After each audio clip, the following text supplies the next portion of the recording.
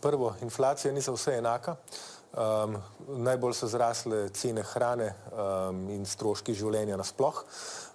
Po drugi strani pa tista gospodinjstva, ki imajo najmanjše dohodke, so najbolj na udaru zaradi inflacije. Če recimo človek za hrano porabi 300 evrov na mesec, se to nekomu, ki zasluži 778 evrov, pozna v denarnici bistveno bolj kot nekomu, ki zasluži 3000 evrov.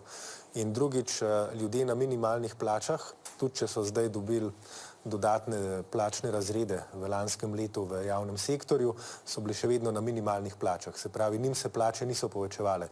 In zato je prav, da pogledamo sliko malo širše in da dvignemo minimalno plačo za 100 evrov. To bo marsikomu olajšalo življenje in tukaj govorimo o ljudeh, ki delajo 8 ur na dan in so za svoje delo zelo slabo plačani.